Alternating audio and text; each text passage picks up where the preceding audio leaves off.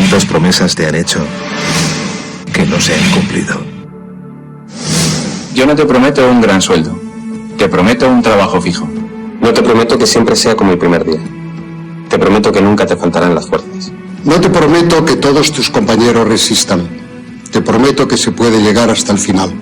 No te prometo personas importantes. Te prometo personas que no saben cuánto valen. No te prometo que vayan a hacer caso de lo que digas. Te prometo que querrás repetirlo una y otra vez. No te prometo la comprensión de los que te rodean. Te prometo que sabrás que has hecho lo correcto. No te prometo que te vayan a pedir ayuda. Te prometo que te necesitarán. No te prometo una decisión fácil. Te prometo que nunca te arrepentirás. No te prometo un trabajo perfecto. Te prometo formar parte de un proyecto inolvidable. No te prometo que siempre vayas a obtener resultados. Te prometo que tu trabajo dará mucho fruto. No te prometo que vayas a tener grandes lujos. Te prometo que tu riqueza será eterna. No te prometo que siempre vayas a poder ser valiente. Te prometo que tu amor será más fuerte que el mío. No te prometo que puedas acabar con el dolor, el sufrimiento y la injusticia. Te prometo que estés donde estés, llevarás esperanza. No te prometo el reconocimiento del mundo. Te prometo una palabra eficaz. No te prometo seguridades humanas. Te prometo la certeza de que has sido elegido. Y te prometo que alimentarás al mundo.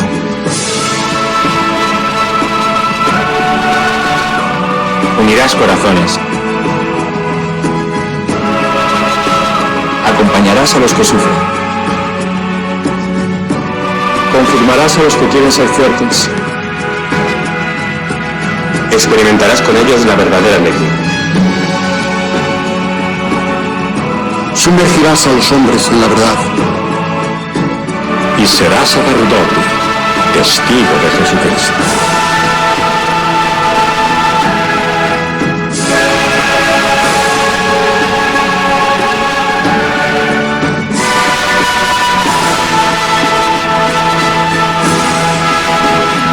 No te prometo una vida de aventuras. Te prometo una vida apasionante.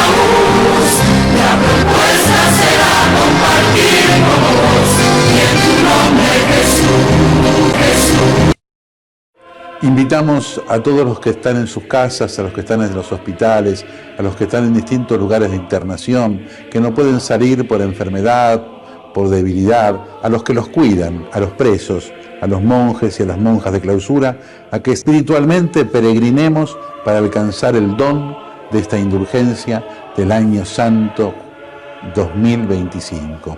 En el nombre del Padre, y del Hijo, y del Espíritu Santo. Amén. Pidamos perdón juntos. Señor, ten piedad. Cristo, ten piedad. Señor, ten piedad. Recemos el credo profesando nuestra fe en Dios en el ámbito de la Iglesia. Creo en Dios Padre Todopoderoso, Creador del cielo y de la tierra, y en Jesucristo, su único Hijo, nuestro Señor, que fue concebido por obra y gracia del Espíritu Santo. Nació de Santa María Virgen, padeció bajo el poder de Poncio Pilato, fue crucificado, muerto y sepultado, descendió a los infiernos, al tercer día resucitó de entre los muertos, subió a los cielos y está sentado a la derecha de Dios Padre Todopoderoso. Desde allí vendrá a juzgar a vivos y a muertos. Creo en el Espíritu Santo, la Santa Iglesia Católica, la comunión de los santos, el perdón de los pecados, la resurrección de la carne y la vida eterna. Amén. Delante de Jesús, mirando a Jesús en el sagrario, le pedimos que venga a nosotros. Señor Jesús, no puedo recibirte ahora con la hostia consagrada, pero te pido que vengas espiritualmente a mi corazón. Jesús, quiero permanecer siempre con vos. Recemos por el Papa y por las intenciones que lleva en su corazón. Padre nuestro que estás en el cielo, santificado sea tu nombre. Venga a nosotros tu reino, hágase tu voluntad en la tierra como en el cielo. Danos hoy nuestro pan de cada día. Perdona nuestras ofensas, como también nosotros perdonamos a los que nos ofenden. No nos dejes caer en la tentación y líbranos del mal. Amén. Y a la Virgen le confiamos nuestra vida, la saludamos, le pedimos que nos siga cuidando para vivir siempre en la esperanza. Y que a todos los bendiga Dios, que es Padre, Hijo y Espíritu Santo. Amén. Amén. Saludos, los agradecimientos, excepto uno, a Carlos Díaz, a la editorial, por haber tenido la idea de reeditar este libro, que es un libro que, bueno, se ha editado y reimpreso varias veces, se ha hecho también en España. Es un libro que ha tenido cierta circulación, pero que es antiguo, es como de otro Axel este libro, porque viene de mi tesis doctoral, de la época de estudiante, de doctorado más que de estudiante de grado, pero tiene también un origen por ahí, así que voy a tratar de responderle a Flor y hablar de normalidad, como decía Pedro. Es cierto, es una reacción, o lo voy a decir con más precisión, una resistencia. Es una resistencia al modo, a la forma en la que se enseña economía de manera habitual en la mayor parte de las universidades del mundo y también en la Universidad de Buenos Aires, cuando yo estudié, y entiendo que ahora, y particularmente en la Facultad de Ciencias Económicas y en la carrera de Economía. Este libro surge porque junto con una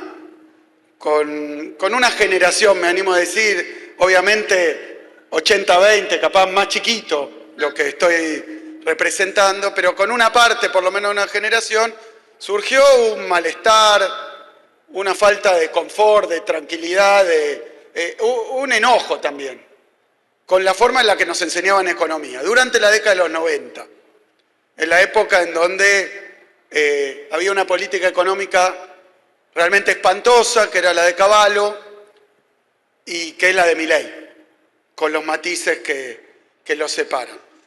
Esa era la teoría económica que nos enseñaban en la facultad y que en ese momento estaba también enseñoreada, digamos, estaba ahí ubicada en el Ministerio de Economía. Y nosotros decíamos que la enseñanza de la economía, a diferencia de otras ciencias sociales, qué sé yo, me decía Flor, ciencia política. Yo también empecé estudiando ciencia política y cuando uno estudia otras ciencias sociales, sociología, ciencia política, no economía, en general el comienzo de la carrera consiste en que te van contando las diferentes escuelas de pensamiento, las diferentes doctrinas, las diferentes posiciones que hay dentro de la disciplina. Entonces a veces está ordenado históricamente, entonces empieza, qué sé yo, con Aristóteles, con la antigüedad y va siguiendo con el medioevo y después llega a más o menos la edad contemporánea, y después en la edad contemporánea te cuentan, están todas estas perspectivas, todos estos enfoques. A mí me parece que es normal, es natural que en ciencias sociales haya diferentes perspectivas, diferentes miradas, diferentes enfoques. Está bien, pero en economía había una forma distinta de enseñar. Te enseñaban la teoría económica, una sola, a la que nosotros en aquel momento llamábamos la ortodoxia, el pensamiento hegemónico, el pensamiento único. Había una sola forma de enseñar economía, una sola escuela de pensamiento, mientras en las otras disciplinas había varias escuelas de pensamiento que se disputaban o que se dividían su enfoque o la mirada sobre la realidad. En cambio, en economía, una sola forma de enseñar economía, como si fuera, por decir así, que tampoco es así, una ciencia natural. ¿Qué sé yo? La física, la biología, la química, bueno, esto empezó de determinada manera, en una ciencia natural, no es así exactamente, pero podríamos decir, se enseñaba esto, pero se demostró que era falso. Lo viejo no funciona, es falso, porque se avanzó en el conocimiento, se testeó la teoría, y entonces ahora hay otra teoría nueva, mejor, y entonces enseñamos solo la última, no todas las anteriores, solo porque fueron superadas teóricamente. Entonces se enseñaba economía como si fuera una especie de ciencia natural, y donde el conocimiento teóricamente de los economistas fue progresando, y en la etapa actual, hoy que hablemos, hay una expresión perfecta o acabada de lo que es la economía. Y todo lo demás está mal. Y todos los demás enfoques alternativos están mal, a punto tal que no vale la pena enseñarlos. Entonces este libro es resultado de una reacción, de una manifestación contra esto muy concreta. Nosotros decidimos que la formación nuestra como economistas no se podía limitar a los planes de estudio oficiales, que además, y lo digo ahí, se enseñaba con manuales, con libros de texto, como si fuera el primario, no sé si eso todavía no, para el número 1, el número 2, se enseñaba así, con libros de texto, producidos además en Estados Unidos generalmente. Y resultado de teorías económicas dominantes. Dominantes sí, pero verdaderas, únicas. Entonces, ante esa disconformidad, ante esa incomodidad y ese enojo y esa crítica, dijimos, bueno, vamos a leer otras cosas de economía. Y armamos algo que se llamó entonces la Escuela de Economía Política, que era reuniones que teníamos los sábados por la mañana, estudiantes de economía con algunos profesores, para leer los textos originales y los libros originales de otros pensadores que no fueran los que estaban reflejados en el plan de estudio y sin embargo que eran economistas consagrados, que nadie podía decir este tipo es un tonto, no vale la pena, lo que dijo no existe, sino que eran otras escuelas de pensamiento económico. Y hablábamos del pluralismo teórico, de estudiar otras teorías. Entre esos autores estaban, por ejemplo, voy a decir algo que puede sonar raro, estaban los autores que reivindica Milei, hoy, los austríacos. Leímos a algunos autores de la escuela austríaca, porque tampoco estaban en el plan de estudio, pero ¿cuál era el problema de eso? No estaban en el plan de estudio porque eran teorías muy absurdas y reflejaban un mundo muy pasado. Pero así todo nos propusimos leer a los autores originales, entre ellos a Keynes, al de este libro. Y lo que nos encontramos, que fue una sorpresa particular al leer a Keynes, es que la teoría que nos enseñaban teóricamente reflejaba las ideas de Keynes. Keynes era parte de esa ortodoxia, de lo que enseñaban.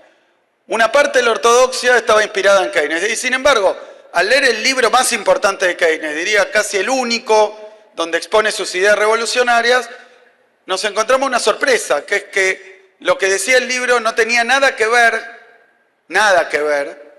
con los que nos decían, nos comunicaban que Keynes pensaba. Entonces ahí surgió una especie de descubrimiento. Yo digo, esto es producto también de un descubrimiento, de una sorpresa. No era el interés por Keynes en sí, sino por esta maniobra que había habido de esconder el pensamiento de Keynes, el original, y reemplazarlo por unas ideas que teóricamente eran las que había propuesto Keynes. que al leer la teoría general, el libro donde se exponen por primera vez, encontrábamos que eran no solo distintas, sino en muchos sentidos contrarias. Y más grave todavía, que dentro de las ideas de Keynes originales, las verdaderas, las del libro, había una crítica feroz,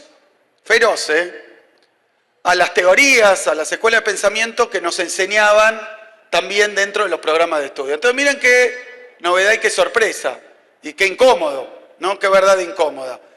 Teóricamente Keynes era un autor reconocido y que formaba parte el panteón de los autores importantes que nos estaban enseñando. Y sin embargo Keynes decía otra cosa y criticaba todo lo que nos estaban enseñando. Obviamente si uno descubre que está ocurriendo esto, una tergiversación, una modificación, un ocultamiento, bueno, se empieza a preguntar por qué y para qué. ¿Por qué y para qué? Y bueno, la verdad que una de las cuestiones tiene que ver con la actualidad, sin tratar de agotarla, que es que buena parte del motivo por el que Keynes escribe su libro más importante, La teoría general, es porque encuentra que las escuelas de pensamiento de su época, estamos hablando principios del siglo XX, fines del siglo XIX, sostenían todas que la economía, que el mundo, que el capitalismo funcionaba muy bien sin Estado. Funcionaba muy bien sin que interviniera la sociedad en su conjunto en la determinación de ciertas variables, particularmente el desempleo, ¿no? Porque Keynes escribe después de la crisis del 30. Entonces Keynes dice, miren, la teoría que se está enseñando no funciona, porque nos dice que si dejamos todo en libertad, no sé si les suena, ¿no? Sin intervención, si funciona la mano invisible, vamos a llegar al paraíso. Y el mundo que vemos y que observamos no es el paraíso, más bien todo lo contrario, es un desastre, se parece más al infierno que al paraíso. Entonces dice, acá hay un problema que tiene que ver con el rol del Estado, que tiene que ver con el gasto público, que tiene que ver con si ajustando se resuelve todo, pero hay un problema más grave, que es entender cómo funciona el capitalismo, cómo funciona esta sociedad. Entonces, hablando de normalidad y de disconformidad, bueno, los que estudiábamos economía, y creo que hoy pasaría lo mismo, pasa lo mismo, los que estudian economía les enseñan una escuela de pensamiento que básicamente dice que todo tiende a estar muy bien. Y cuando uno sale del libro de texto y de la facultad, ve que no todo tiende a estar muy bien y que hay que hacer algo con respecto a eso. Bueno, ahí Keynes tiene una posición muy fuerte, que no es una posición, porque este es un libro que viene de una tesis de doctorado, o sea, es un libro bien teórico que habla de otro libro, de la teoría general, que es otro libro muy teórico. Keynes lo escribe para los economistas, ¿no? Dice, esto no es para el público en general, es para mis colegas economistas. Ahora, hay una conclusión que me parece que hace a la situación actual. En la crisis del 30 se genera un consenso, una normalidad donde todo el mundo se da cuenta que algo huele a podrido. Que lo que habían dicho que se solucionaba solo no se soluciona solo, sino por el contrario se agrava y no se resuelve.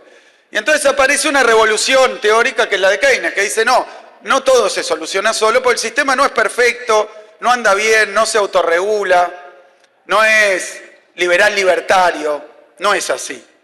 El sistema capitalista tiene problemas y genera grandes problemas. Y hay que entenderlo en su núcleo, en su centro. Y empieza a discutir eso. Y después esa teoría y esas ideas de Keynes son reemplazadas por otras que de manera subrepticia, casi diría con disimulo, casi diría con una serie de maniobras teóricas, pero también en la forma de enseñanza, empieza a restaurar el pensamiento anterior a Keynes, que vuelve a decir, pero ahora en nombre de Keynes, que la economía se arregla sola, casi en todas las circunstancias.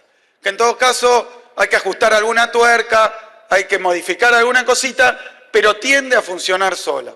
Yo no sé si hoy la normalidad es esa, si hoy el pensamiento o las ideas de Milei son lo que todo el mundo compra y cree, no lo sé. Lo que sí sé es que hay cuestiones del mercado cuando funciona solo cuando no tiene ninguna regulación y ninguna intervención, que estamos viendo ahora, que estamos atestiguando, que terminan generando calamidades. Calamidades como que no se pueda comprar remedios, o que porque se desreguló el mercado, o que el salario no alcance, y entonces el mercado de trabajo, la mano invisible, no lo resuelven. Se necesita, y en Keynes está muy claro, se necesita la negociación colectiva, o que la economía no tiende a la plena ocupación. Ayer nos enterábamos de que lejos de estar subiendo la actividad económica descontroladamente, como dice el gobierno, sigue cayendo la industria, sigue cayendo la construcción, sigue cayendo el consumo. Entonces yo digo, ¿por qué volver a Keynes? ¿Por qué pensar de nuevo a este autor? Porque los problemas que Keynes viene a señalar y a proponer algunos instrumentos y algunas soluciones son los que ahora vuelven a surgir como resultado de haber abandonado o ocultado algunas de estas ideas y algunas de estas discusiones. Ayer me preguntaba alguien, bueno, pero entonces vos sos keynesiano. No, yo le decía, no soy keynesiano, yo soy peronista. Que es...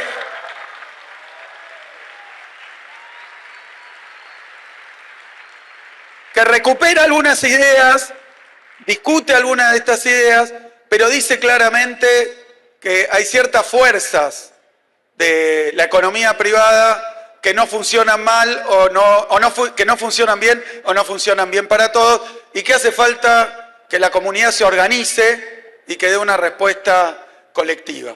Entonces, en ese sentido, me parece que volver a Keynes es algo que vuelve o intenta instalar en un 20%, aunque sea, una discusión distinta, ¿no? Los que comemos pizza fría, los que leemos a Keynes, ¿no? Y me parece que en ese sentido es una discusión recontraactual. Y además le voy a decir algo que me acabo de dar cuenta. Me gusta la idea de volver a volver, ¿no? Que es un poco una tarea, me gusta. Volver a volver.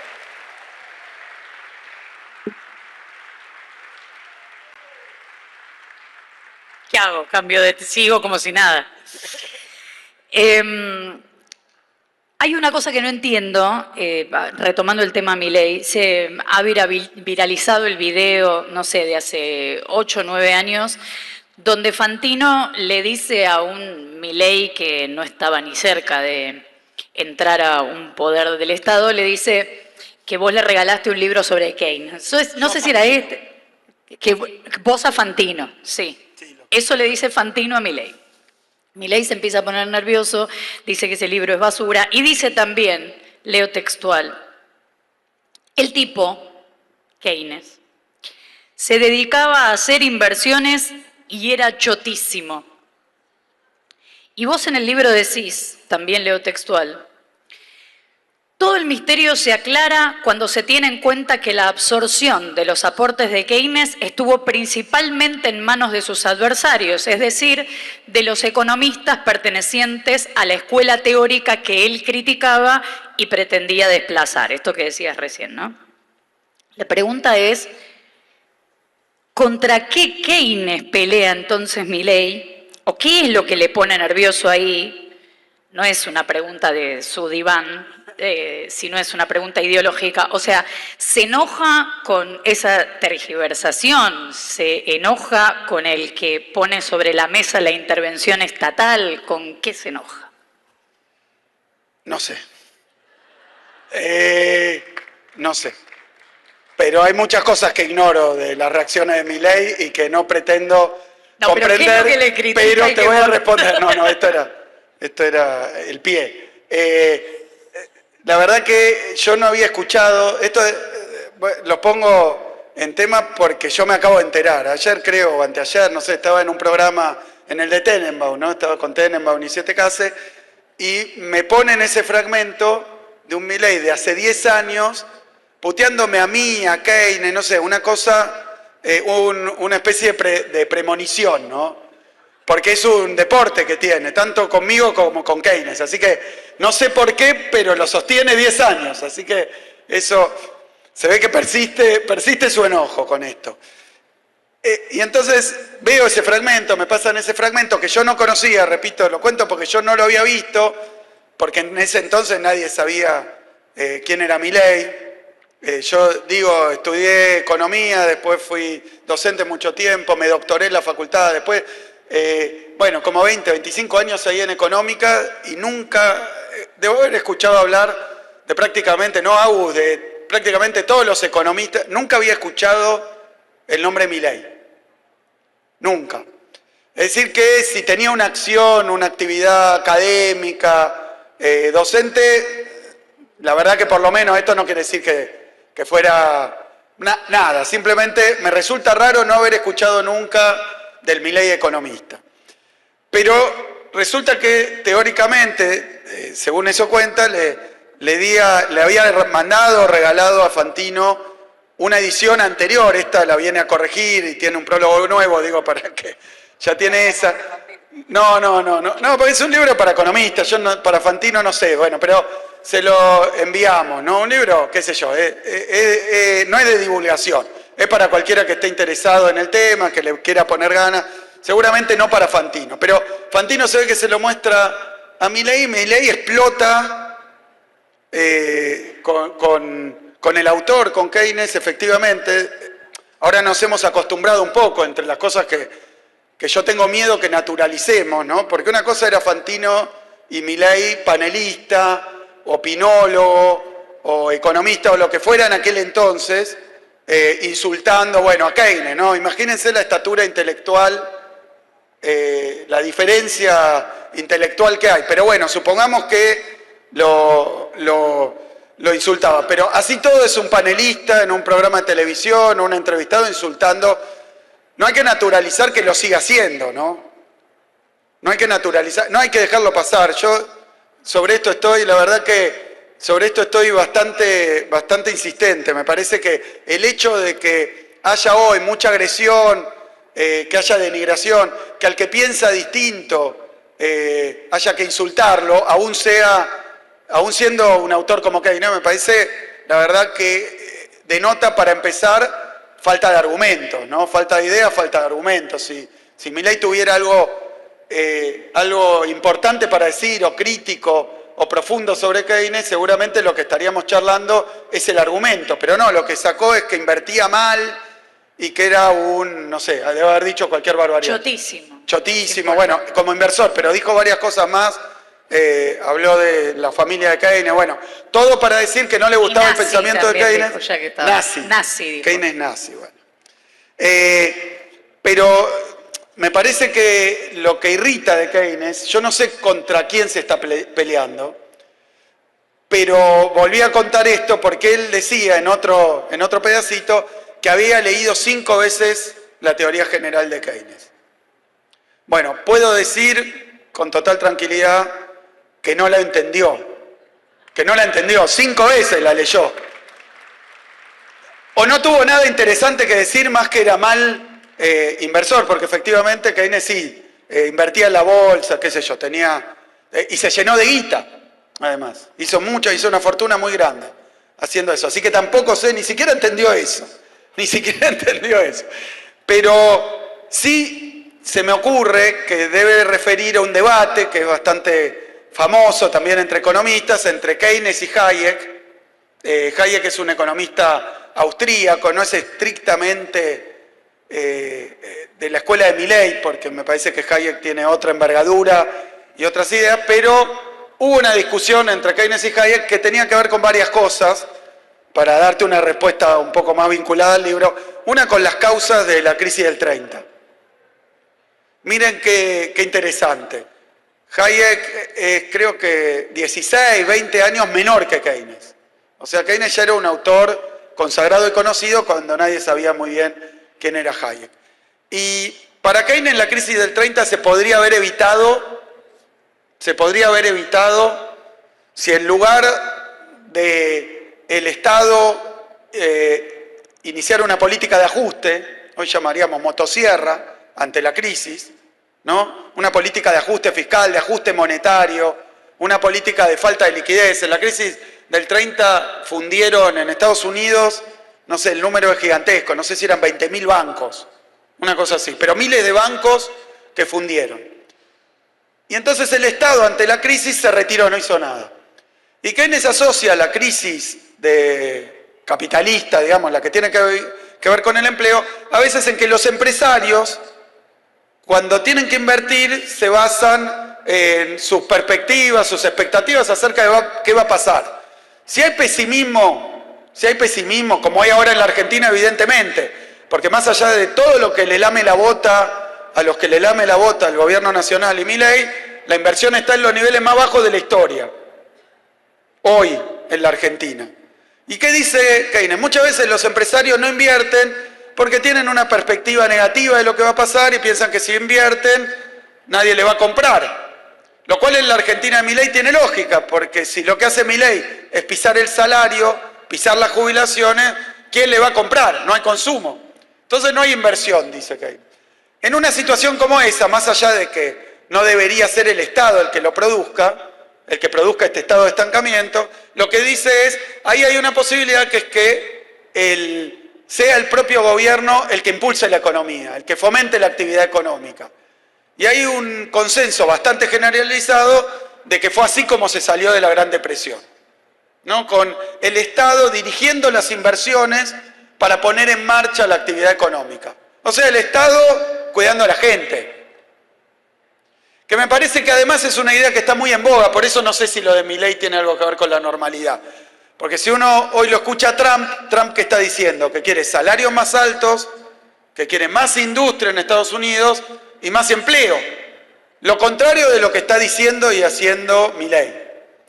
Y en cambio Hayek, lo que dice la crisis del 30 fue porque el gobierno manejó mal la tasa de interés, lo cual es bastante cuestionable, yo diría bastante poco probable que tenga algo que ver con lo que ocurrió, pero hubo ese debate. Entonces, probablemente esté tratando de continuar ese debate. ¿En dónde? En el programa de Fantino. Y a las puteadas. Entonces, yo lo que digo es, en Keynes, aún en Hayek, hay ideas importantes, con las que podemos estar de acuerdo o no estar de acuerdo, como con la pizza. Pero hay una cuestión que me parece central para lo que pasa hoy y sobre todo para lo que hay que hacer después, que es discutir un poco cuáles son esas ideas y cuáles son los objetivos de la economía. ¿Para qué? ¿Qué queremos que pase en materia económica en la Argentina? Y esos debates sí están acá. Y no tienen que ver con putear a nadie, ni decir que era choto, ni nada parecido. Tienen que ver con pensar qué queremos para este país y cómo hacerlo. Y en este libro, en la teoría general de Keynes, hay elementos para remontar eso, para dar esa discusión. Y me parece que ese es lo que no quiero que se naturalice, por eso vuelvo al comienzo. Ni los insultos, ni el no pensar por los insultos. Y ahí me parece que la respuesta más profunda que podemos dar y la más eficaz es estar reflexionando, estar pensando, estar trabajando con todos los sectores, a ver qué hacemos con la Argentina, que no sea destruirla como está haciendo Milei. ¿Cómo hacemos para que se desarrolle, para que haya industria, para que haya laburo, para que haya buenos salarios, para que se inserte en el país sin dejar de lado nuestra soberanía y lo que está pasando hoy? Y me parece que ahí sí hay elementos y tiene muy poco que ver con esta discusión de, bueno, un porcentaje contra otro porcentaje, sino más bien darnos la oportunidad de sumar a todos los sectores que piensen que una Argentina sin producción, sin trabajo, sin industria nacional y sin soberanía es un país que no queremos y que no sirve.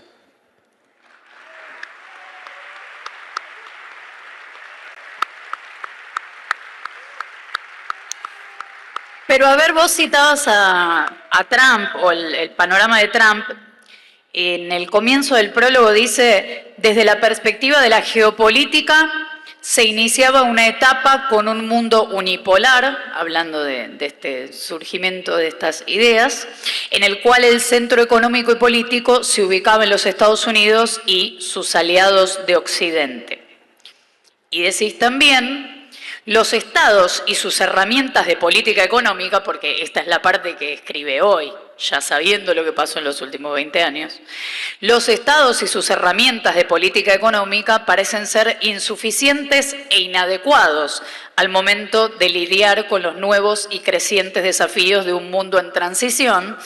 Así se ha observado que desde entonces los gobiernos, tanto de izquierda como de derecha, populares o aristocráticos están experimentando enormes dificultades para cumplir con las expectativas de los votantes. Y habla de la alternancia, en fin. Pero en estos 20 años que pasaron de la primera edición y tu experiencia ahora dentro del Estado, ¿modificó tu punto de vista y las posiciones, no sé si respecto de Keynes, pero en general de la intervención del Estado?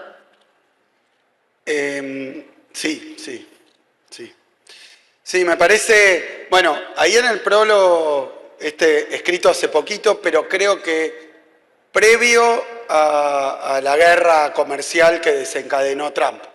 Me parece que es previo, que todavía no había pasado.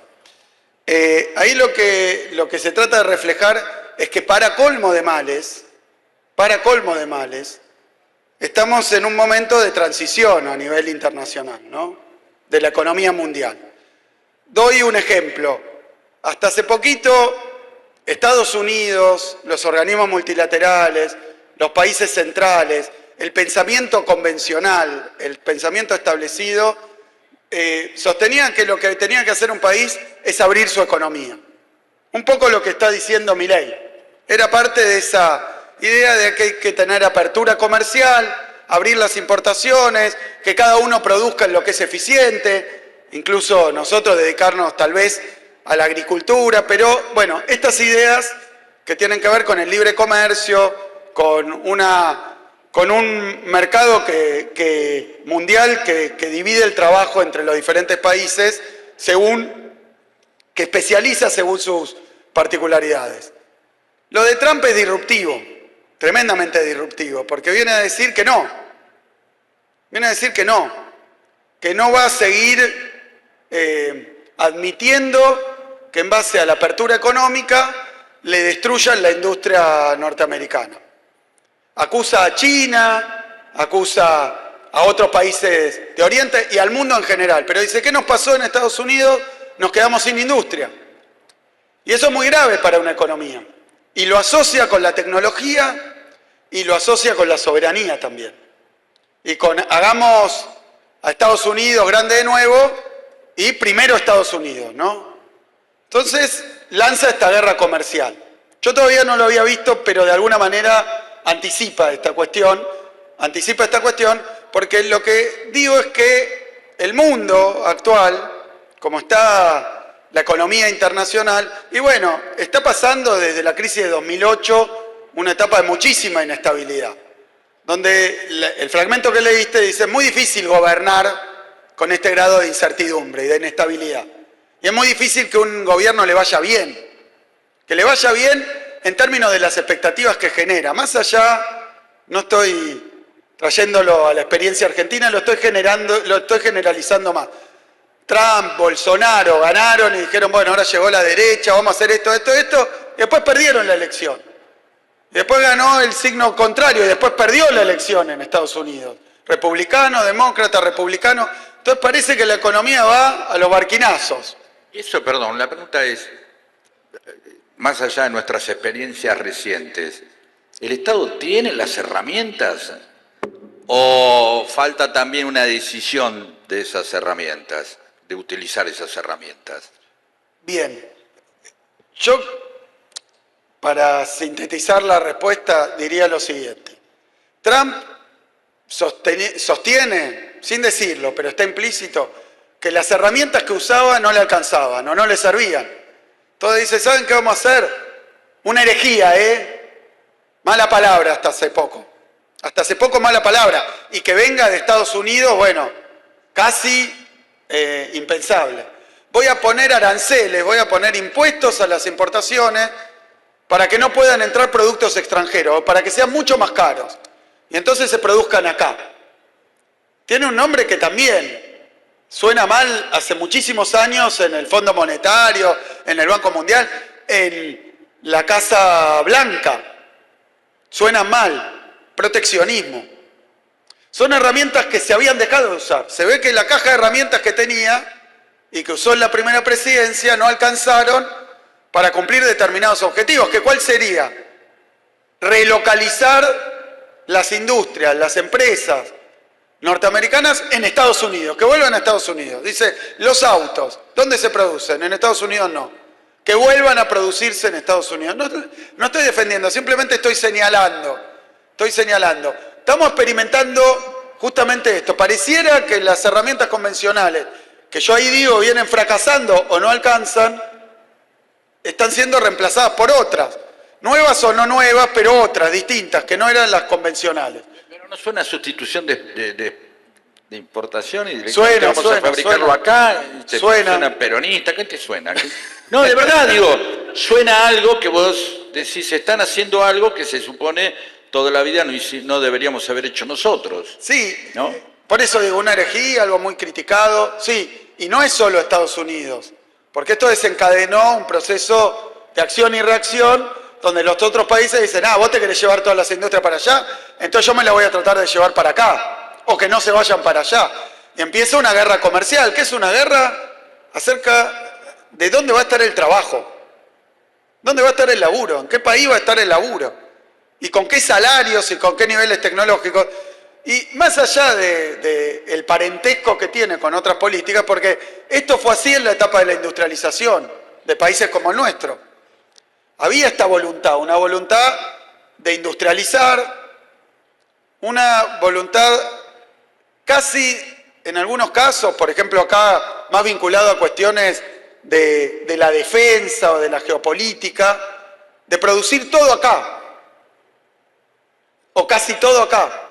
Y casi todo se llamaba autarquía, ¿no? Que cada país produzca casi todo. ¿Por qué? Porque por motivos de defensa y motivos de soberanía decían, ¿se acuerdan en las Malvinas? Que no nos daban piezas que se necesitaban para usar armamento extranjero.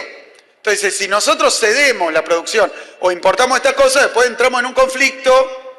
Así que, por lo menos lo estratégico, por lo menos lo básico, lo vamos a producir acá. Y había una batería de políticas proteccionistas, industrialistas, desarrollistas, que un tiempo después, más o menos en los 70, se demonizaron. Todo eso no. Y ahora parece que están volviendo. Entonces, ¿cuál sería mi respuesta a tu pregunta? Y me parece que hay herramientas adecuadas a determinadas etapas. Que no te podés casar con un instrumento. Ahora, seguro lo que no puedes hacer es casarte con las ideas. Keynes decía, lo voy a traer nada más para relacionarlo con otra cosa. Keynes decía, muchas veces los hombres prácticos que se creen libres de pensar lo que quieran, decía Keynes, una frase que a mí me gusta mucho, son sin saberlo esclavos de un economista muerto. Porque toman decisiones y aplican teorías que vienen de un lugar que ellos ni saben y piensan que están buenísimas o que son originales o que son adecuadas, y las hizo un tipo hace mucho tiempo para otra cosa, capaz. Entonces dice esto, Keynes. Nunca pensó que podía ser de un perro muerto, ¿no? Dice de un economista muerto. Pero tiene nombre de economista, hay que aceptar, ¿no? Ahora, ¿cuál es la enseñanza, vos decías, de toda esta cuestión? Bueno, que acá lo que hay que hacer no es casarse con las herramientas, casi diría ni siquiera con una teoría en particular, ni con un socio comercial o aliado estratégico o sujeto de una relación carnal, sino que hay que buscar objetivos. Yo creo que esa es una enseñanza. No es un tema tanto de instrumentos sacralizados, eternizados o digamos, o puestos en un altar, sino de determinados objetivos. En eso creo que tiene que haber más acuerdo que con cuál es la teoría que vamos a utilizar o cuáles son las políticas que vamos a hacer. ¿Qué queremos conseguir? Y ahí me parece que una de las novedades que hay en este mundo tan convulsionado, tan extraño, en transición, con guerras comerciales, con una especie de guerra fría nueva y guerras calientes, con delimitación, parece que de nuevo va a haber dos bloques, parece dibujarse que va a haber una disputa como hubo en otras épocas, que eso se había terminado, eso también lo digo ahí. Pero lo que me parece muy novedoso también es que el objetivo que se plantean es, bueno, preservar el trabajo, la producción nacional. Nosotros teníamos un autor que es de la época del desarrollismo, Prebisch, que tenía un libro que es Vivir con lo nuestro, ¿no? Que era esta idea de, se puede leer en términos de autarquía, bueno, todo lo que necesitamos hagámoslo nosotros, o se puede leer de otra manera, que es vivir y decidir para nosotros, para lo nuestro. Y ahí me parece que es un momento para lo ecléctico, para lo heterodoxo, que no es un momento de casarse. Es decir, que eso es lo que suena raro y casi bizarro de Milei, que en un mundo cada vez más proteccionista, más cerrado, donde cada uno va buscando su propio interés, el tipo te dice, yo voy a abrir mi economía, graciosamente, que entre en cualquier producto, aunque destruya la producción nacional. Imagínense, si Estados Unidos no deja entrar productos chinos, ¿a dónde van a ir esos productos y a qué precio? A los mercados que puedan encontrar, y en esa búsqueda de mercado, y te pueden fundir toda la industria. Entonces el problema es de objetivos. Y yo digo, ¿cuáles son los objetivos?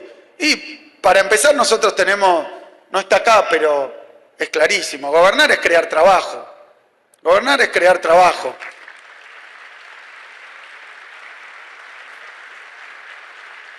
No está acá, pero Keynes estaría de acuerdo, me parece. Y en ese sentido, los instrumentos, lo cómo, y ahí hay otra cuestión adicional que tiene que ver con la ubicación y las sociedades. Bueno, ¿cómo le vas a dar la espalda a tu región? Y esto en Perón era muy claro. Él decía, bueno, nosotros creemos en la neutralidad, en la paz, en el multilateralismo, es decir, asociarnos con quien podemos llegar a un acuerdo mutuamente beneficioso, no asociarnos por subordinación o asociarnos por una cuestión ideológica, sino asociarnos con cualquiera siempre y cuando nos convenga a los argentinos. Y además la libre determinación de los pueblos, no meternos en la política interna de los otros ni en conflictos bélicos. Bueno, todo eso. Ahora, diciendo esto, dice, empezamos por Argentina, seguimos por Latinoamérica y de ahí al mundo. Entonces yo creo que uno de los errores más graves que ha cometido Milei, entre los enormes que ha cometido, con consecuencias graves también y de mediano y largo plazo, es darle la espalda a Latinoamérica.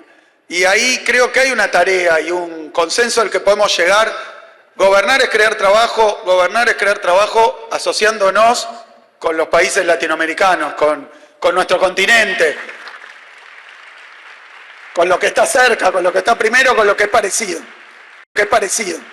Hay una serie en Netflix ahora nacional que habla de una nieve, que es una nieve que mata, ¿no? Básicamente una nieve tóxica. ¿Qué pasa si yo te digo a vos que hoy existe en la lluvia veneno? En la lluvia que cae sobre tu cuerpo existe veneno. Está probado científicamente. Pero otra cosa que está probada científicamente es que acá también está el veneno. En los jugos de soja, en la leche, en la carne, en la verdura, en las frutas, en los cítricos, en el agua. El veneno está en todos lados. Y es sumamente grave lo que está pasando, porque te vamos a mostrar cómo la política empieza a cambiar justamente respecto a ese veneno para autorizarlo nuevamente a que se maneje en las zonas núcleos neurálgicas de nuestro país. Recordad que nosotros fuimos un caso único en el mundo, estudiado por franceses y sobre todo, más que nada, la ciencia europea, que no entendía por qué caían como ratas las personas en áreas de cultivo. Bueno, ahora es todas las ciudades. Vos, adentro de tu cuerpo, en tu sangre, hay veneno y eso se llama glifosato. Pero hay un solo laboratorio, uno solo nada más, en toda la República Argentina, que te hace el análisis de glifosato en sangre. Es por eso que hoy te quiero hablar de esto. Mirá hasta dónde llegó el glifosato, dale. La Facultad de Ciencias Exactas de La Plata encuentra el glifosato en el río Paraná. Demostró altos niveles de herbicida en sedimentos acumulados en 23 arroyos y hasta en el río Luján. Después lo encontraron en la lluvia también, ¿eh? Vamos con la próxima, mirá.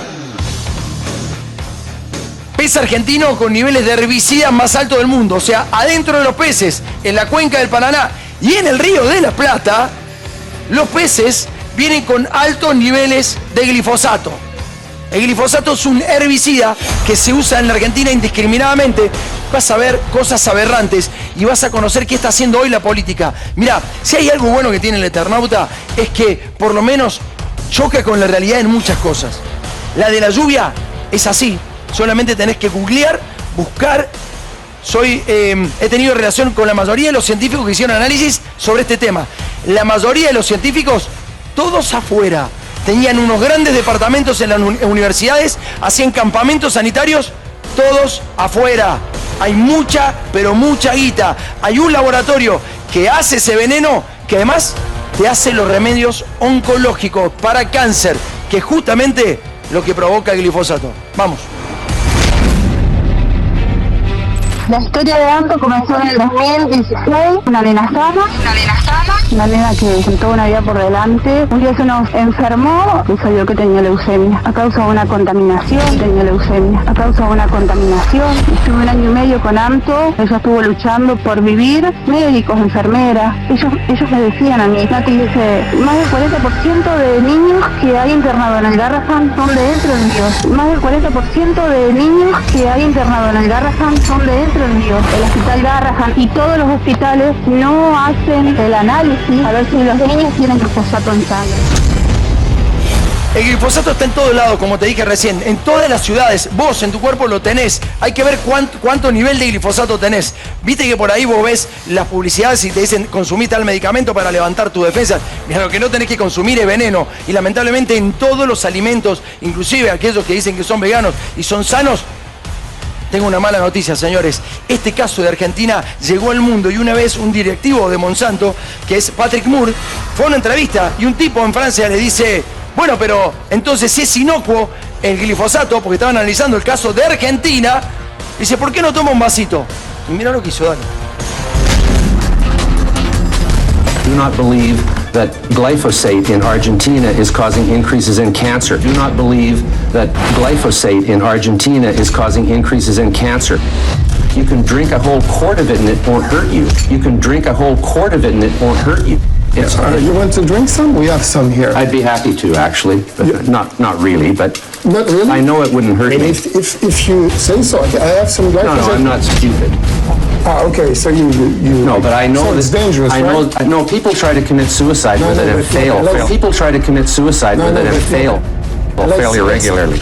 Tell the truth. It's not dangerous to humans. It's not dangerous to humans. No, it's not. So you ready to drink one glass of glyphosate? No, I'm not an idiot. Interview me about golden rice. That's what I'm talking about. Okay, then it's finished. Then the interview is finished. That's a good way to solve things. Yeah. You're a complete jerk. Así terminó la entrevista en Francia, hablando del caso argentino. Se cagan de risa y te están envenenando a vos y a tus hijos. Vas a empezar a ver cómo la política de alguna manera empieza a trabajar y a actuar para que vos seas envenenado. Hay mucho lobby atrás. Obviamente están los dos más grandes sinergias que hay en el mundo. Básicamente está Vanguard y está BlackRock detrás de todo esto. Son los principales capitales del mundo y claramente hay 4 billones de pesos en juego. ¿Qué haces, César? ¿Cómo estás? Buenas ¿Todo noches, bien? muy bien, muy bien. Buenas noches. ¿Qué haces, Adolfo? ¿Todo bien? Siempre permanente esta discusión y parece que no la resolvemos. No, sí se resuelve a favor de los empresarios. Mirá, en Gualeguaychú, una de las zonas más críticas de donde hablaba la mamá recién que vino de Garrahan, a donde mueren los niños en serio como moscas, habían dictado una ordenanza. La ordenanza es como una ley en Gualeguaychú, año 2018. Increíblemente se había logrado, luego de una lucha muy interesante que daba Damián Berseñasi, pero que también daban algunos activistas en Entre Ríos, esa lucha dio para que se prohíba el glifosato en Gualeguaychú. El uso, la aplicación, el expendio, absolutamente todo. Pero ¿sabes qué? Llegó un nuevo intendente, o llegó un nuevo gobernador. El ex ministro del Interior de Mauricio Macri. Todo bien, hasta ahí. O sea, el tipo, la verdad que el peronismo había dado asco en Entre Ríos, verdaderamente había mucha corrupción, y eligen a este muchacho. El tema es que llega este muchacho y empieza a recibir los lobbies de la gente que pone la guita en campaña. ¿Y qué pasa con eso? Fíjense, llama al intendente, que es un libertario, Mauricio Davico, muy relacionado a los muchachos, pero también, como vemos, a la señora y al señorito, que no se pierde una, el otro no se pierde absolutamente una. Y entonces empiezan a hacer lobby en el Consejo Deliberante de Gualeguaychú. Y mirá lo que pasa. Vamos, esta es la propuesta que hace Davico. Esto es muy interesante, porque esto fue en el año pasado, 2024, año pasado, diciembre, para que nadie se entere, César, diciembre del año pasado. Le manda una carta, le manda el proyecto de ordenanza, pero es un proyecto de ordenanza totalmente limitado. Mira, lo vamos a leer juntos, vení un segundo, mira. Por la presente, dice el intendente, elevamos al Consejo Deliberante la modificación del artículo 1 de la ordenanza tanto. No le dice a qué refiere la ordenanza, ¿se entiende? Querían esconder todo, lo hicieron en diciembre y querían esconder que era la habilitación del uso del veneno glifosato. Entonces ponían el numerito. Y cuando te hablan de la ordenanza 12.216, es la prohibición del uso del glifosato que está matando pibes a lo loco en Gualeguaychú. La política muy poco le pesa toda esta cosa. Y ahora vas a ver votando a favor del glifosato gente que levanta la mano. Yo te pregunto, ¿vos crees que eso es gratis? ¿Vos vas a habilitar en tu pueblo para que tus hijos tengan el riesgo de morir? Porque vas a ver pruebas tremendas hoy, ¿eh? El tipo que se levanta ahí de la mesa es por algo, porque hay pruebas. En la Argentina hay pruebas, ¿eh? Algunos países, tomando el caso argentino, han prohibido meter el glifosato. En Europa, en muchos países ya está prohibido. ¿Se entiende? Mirá cómo lo votan, con el goce que lo votan en Gualeguaychú a este tema. Dale. El presidente de la Municipalidad de San José de Gualeguaychú eleva a consideración del Honorable Consejo Deliberante derogar el artículo primero de la ordenanza número 12.216 del 2018, derogar el artículo primero de la ordenanza número 12.216 del 2018. Pongo a consideración el proyecto en general. ¿Quiénes estén por la afirmativa? 8 votos por la afirmativa. Por la negativa. Por favor, silencio en el recinto, no podemos continuar con la votación. Le decía el ladrón a los propios vecinos, imagínate lo que era eso en un hervidero, pero el tipo le ponía en la cara. ¿Cuánto crees que cuesta eso? ¿Esa ley? Sí. ¿Derogar esa ley? Sí. ¿Mucha plata? Me parece que muchísimo, es absurdo. Aparte, la manera, ¿no?, en que la mandaron, modificar el artículo primero, lo eliminaron. Claro, exactamente. Eliminaron directamente la ordenanza. Se eliminan la ordenanza con el artículo 1 te decían, no, pero para, nosotros solamente eliminamos el 1. Y era toda la ordenanza. Esa era la explicación insólita que daban los concejales del bloque oficialista diciendo, no, solamente eliminamos Bien, hay un tipo que se llamaba Andrés Carrasco. Te digo, se llamaba uno de los principales científicos argentinos. Uno de los más respetados por quienes sabían de la ciencia. Ese tipo investigó el glifosato y fue tirado a la parrilla. Después vas a ver lo que dijo un premio Nobel respecto a Andrés Carrasco. Un premio Nobel dijo, a Carrasco lo mataron. Fue el único que investigó en serio glifosato en la Argentina. Mirá. Nosotros hicimos un trabajo con herbicida e hicimos un trabajo con inyección de glifosato puro en embriones y encontramos una serie de malformaciones. Cuando uno inyecta de un lado del embrión, desaparece un ojo. El glifosato está interfiriendo en un metabolismo enzimático importante en el desarrollo embrionario de todos los vertebrados, todos los que están acá adentro son vertebrados. Lo que sucede, o se muere el embrión, o hay malformaciones.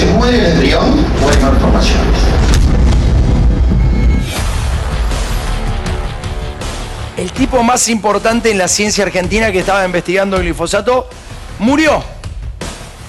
El resto lo sacaron.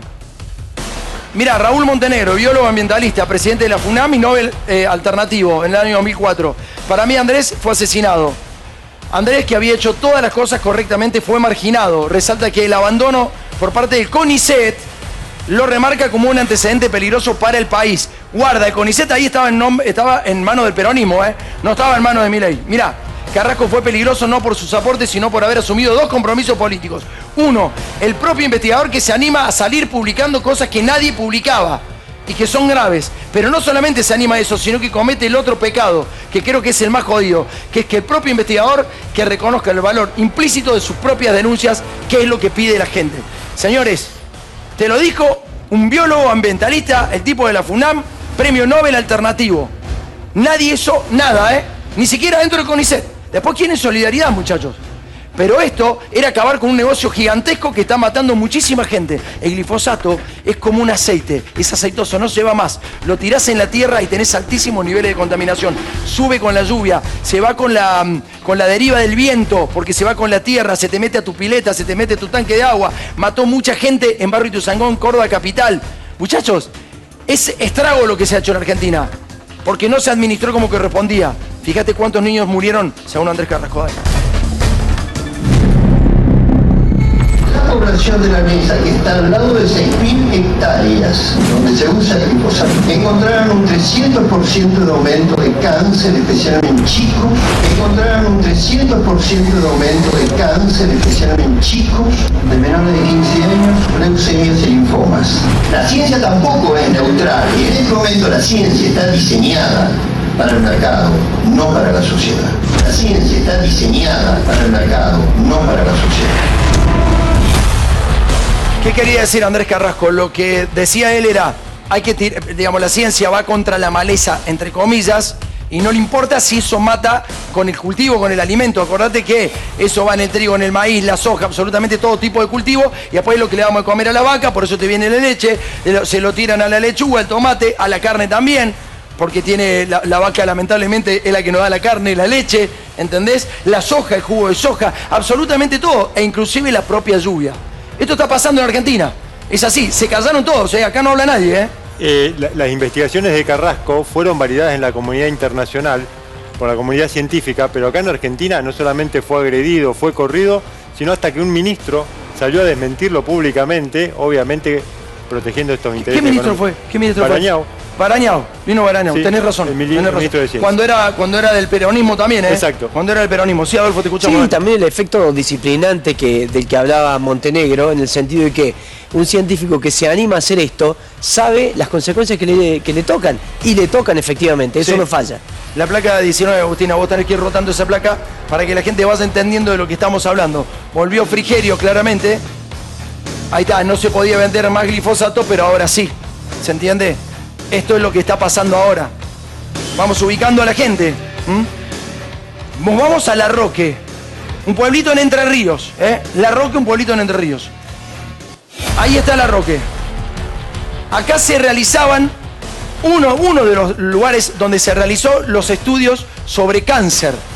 Había una movida que era la Universidad de Rosario, que de alguna manera estaba en manos de Damián Bersenasi. Nosotros lo visitamos un montón de veces e hicimos muchas notas. Era un departamento realmente increíble, con mucha guita, mucho movimiento, y esos iban haciendo campamentos en distintas localidades donde veían que había más muerte de lo común y en donde los niños también tenían cáncer. Los primeros en absorber esto son los niños, muchachos. O sea que si muere alguien, primero son los niños.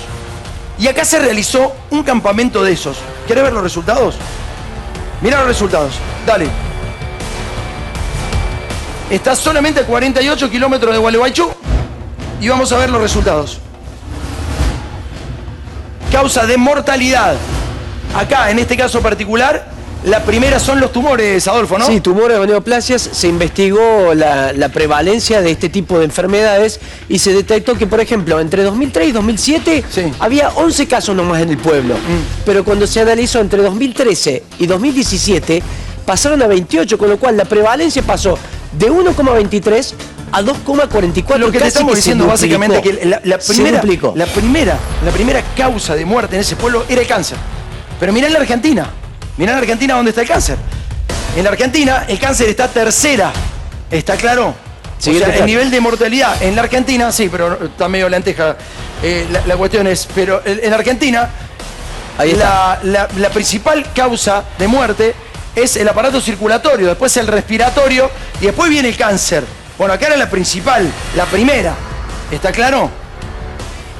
Bueno, muchachos, es gravísimo. Es gravísimo que la política no esté hablando de esto. ¿Sabés por qué no habla de esto? Porque ahí también está su negocio. Los muchachos ponen mucha guita en campaña, ponen mucha plata en todos los medios de comunicación. Hay medios que dependen solamente de estos muchachos y son los que de alguna manera hacen lobby. Mirá en Estados Unidos lo que pasa con todos estos plaguicidas o herbicidas. ¿Querés ver?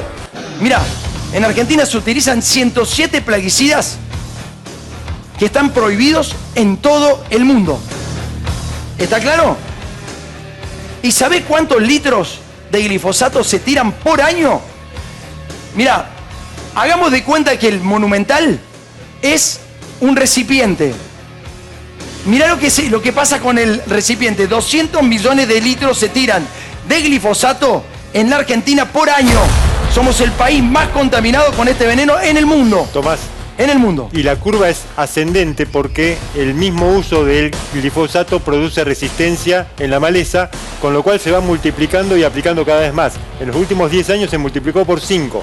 Eran 3 litros por hectárea y se pasaron a 15. Bueno, mirá, países que ya prohibieron el glifosato: Francia, Italia, Dinamarca, Inglaterra, Arabia Saudita, Emiratos Árabes, Qatar, Canadá, Oceanía, Australia y Estados Unidos. Toma. Pero acá, no, acá está todo bien, Acá está todo bien, dame la próxima. Y mirá cómo es el negocio. El negocio de BlackRock y de Vanguard. Dos de los fondos más importantes del mundo. Dos fondos de los más importantes del mundo. Son los que manejan tu cabeza, tu mente. Los que son los dueños de todas las marcas y ya te lo explicamos. Vamos al próximo. En el próximo vas a ver cómo es el negocio real de estos muchachos. Esto es así, Tu sangre tiene glifosato. Es así, quieras o no quieras, es así. Esta empresa, ese laboratorio, te da justamente el glifosato y después te vende los tratamientos para los tumores. ¿Entendés? O sea, te venden el glifosato y te venden el tratamiento para los tumores. Los tumores. Pueblo que escucha, únete a la lucha. Pueblo que escucha, únete a la lucha. Pueblo que escucha, únete a la lucha. Pueblo que escucha, únete a la lucha. Pueblo que escucha, únete a la lucha. Pueblo que escucha, únete a la lucha. Pueblo que escucha, únete a la lucha. Pueblo unido, nunca vencido. Pueblo unido, nunca vencido. Y luche, luche, luche, no deje de luchar. Y luche, luche, luche, no deje de luchar. Por un canto de obrero, obrero y popular.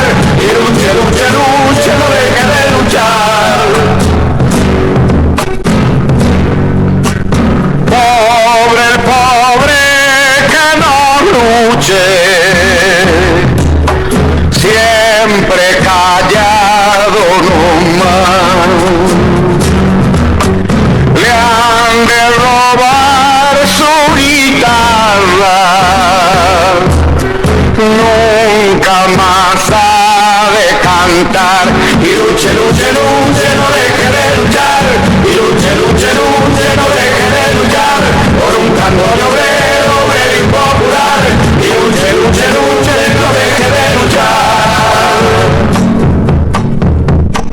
Pueblo que escucha, une cosas tiene mi pueblo que no las puedo callar. Cualquiera viene y le ofende y el calladito nomás.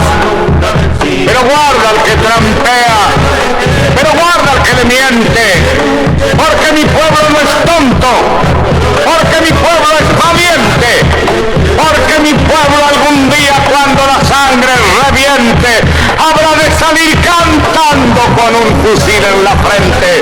Y entonces no habrá más niños durmiendo bajo los puentes, ni obreros, ni campesinos, siempre apretando los dientes, porque mi pueblo es de machos y nadie me lo desmiente. Y luche, luche, luche, no deje de luchar. Y luche, luche, luche, no